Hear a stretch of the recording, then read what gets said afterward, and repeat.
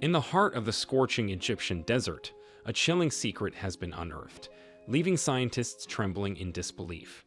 Let's delve deep into the ancient sands of Egypt, where secrets of a lost civilization continue to send shivers down the spines of modern-day scientists.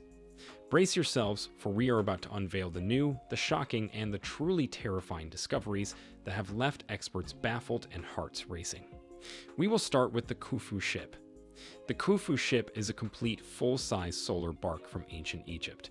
Around 2500 BC, during the 4th dynasty of the ancient Egyptian Old Kingdom, it was sealed into a pit beside Pharaoh Khufu's Great Pyramid. It was part of a comprehensive burial goods designed for use in the afterlife, like other buried ancient Egyptian ships. The Khufu Ship is one of antiquity's oldest, biggest, and best-preserved warships. It is 43.4 meters long and 5.9 meters broad, and has been characterized as a masterpiece of woodcraft that might sail today if placed in a lake or river. The history and role of the ship are unknown. It's a solar barge, a sacred watercraft believed by ancient Egyptians to transport the resurrected pharaoh through the skies with the sun god Ra.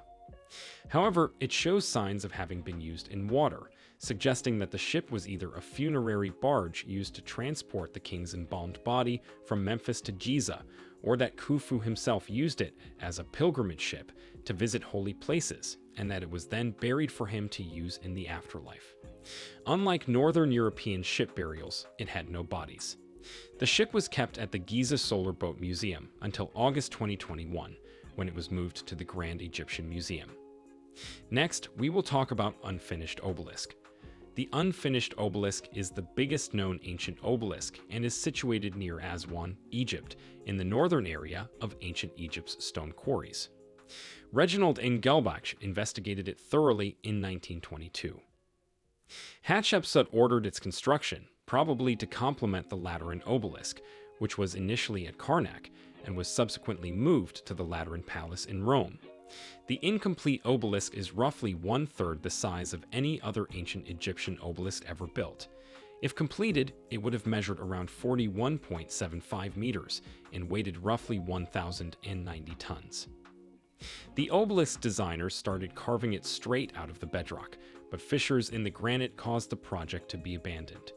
The obelisk's lower side is still linked to the bedrock.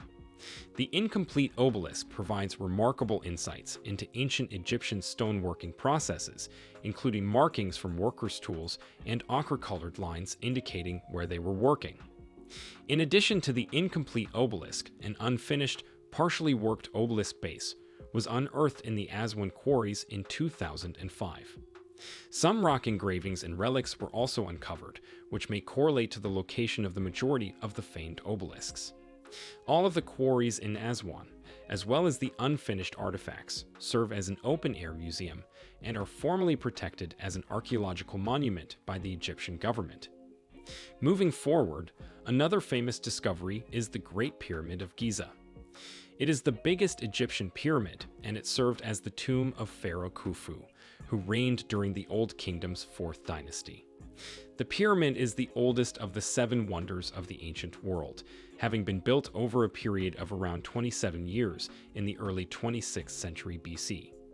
It is also the only marvel that has survived mostly intact. It is the most well-known landmark of the Giza Pyramid Complex, which is a UNESCO World Heritage Site known as Memphis and its necropolis. It is located at the northern end of Giza's Three Pyramids line. For more than 3,800 years, the Great Pyramid stood at 146.6 meters, making it the world's highest man-made edifice. The smooth white limestone casing was gradually destroyed, lowering the pyramid's height to the present 138.5 meters. What is visible now is the underlying core structure. The base was estimated to be around 230.3 meters square, with a volume of approximately 2.6 million cubic meters, including an interior hillock. It was constructed by quarrying an estimated 2.3 million big blocks, weighing a total of 6 million tons. The bulk of the stones are not consistent in size or shape, and they have only been coarsely treated. Mortar was used to hold the outer layers together, It was built mostly with native limestone from the Giza Plateau. Other pieces were brought in by boat on the Nile, including white limestone from Tura for the casing and granite blocks from Aswan, weighing up to 80 tons for the king's chamber construction. Up next, we will discuss Tutankhamun's tomb. Tutankhamun's tomb, also known by its tomb number, KV62, is the burial site of Tutankhamun, a pharaoh of ancient Egypt's 18th dynasty, in the Valley of the Kings. The tomb has 4 rooms as well as an entry staircase and passageway. It is smaller and less elaborately ornamented than other Egyptian royal tombs of the period, and it most likely began as a non-royal tomb that was altered for Tutankhamun's use following his untimely death. Tutankhamun, like previous pharaohs, was buried with a broad array of funerary artifacts and personal things, like his coffins, furniture, clothes, and jewelry. However, these items had to be packed tightly due to the very restricted area. Robbers broke into the tomb twice in the years after the burial, but Tutankhamun's mummy and most of the burial artifacts were unharmed. The tomb's low location, cut into the valleyed floor, enabled debris accumulated by floods and tomb building to conceal its entrance. As a result, unlike other tombs in the valley, it was not looted during the Third Intermediate Period. Excavators headed by Howard Carter found Tutankhamun's tomb in 1922.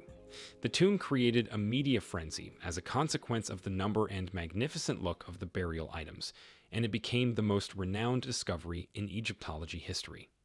Carter's benefactor, the Earl of Carnarvon, died during the excavation process, sparking rumors that the tomb was cursed. Lastly, we will talk about Valley of the Golden Mummies. The Valley of the Golden Mummies is a massive Greco-Roman burial site near Bahariya Oasis in Egypt's western desert. Zahi Hawass and his Egyptian crew discovered roughly 250 mummies approximately 2,000 years old in 1996 and retrieved them over many seasons. The excavator eventually calculated a total of almost 10,000 mummies. Many of the mummies were still in fair condition when Hawass and his colleagues found them. They were adorned in various fashions. The mummies in Bahariya were divided into 4 categories. The first type, discovered on around 60 mummies, consists of a golden mask covering the face and a gilded waistcoat, portraying various scenes of gods and goddesses over the chest. The second type is covered with cartonnage, which depicts scenes of gods like Anubis, the deity of mummification, and his 4 offspring. The third type was put within an anthropoid, a clay coffin, rather than being ornamented with gold or cartonnage. The fourth style was made of linen. Each mummy was buried with an artifact. Jewelry bracelets, clay meal trays, wine jars, and Ptolemaic coins are among examples. Mummies discovered in tombs in the Bahariya Oasis during the Roman era demonstrate that individuals at this time were rich because they could afford gilding and cartonnage, showing lovely settings. Each mummy is unique, with varied fashions and artifacts symbolizing each person. Dr. Zahi Hawass observes that it would seem that workshops were everywhere, and artisans were one of the main professions in Bahariya at the period. Egypt had a population of roughly 7 million people during the Roman era. As a result, Dr. Hawass estimated that around 30,000 people lived in Bahariya. The principal industry of Bahariya was the manufacturing of wine from dates and grapes, which contributed to the riches of its inhabitants. As we reluctantly say goodbye to the wondrous world of ancient Egypt, we can't help but feel an exhilarating mix of awe and trepidation.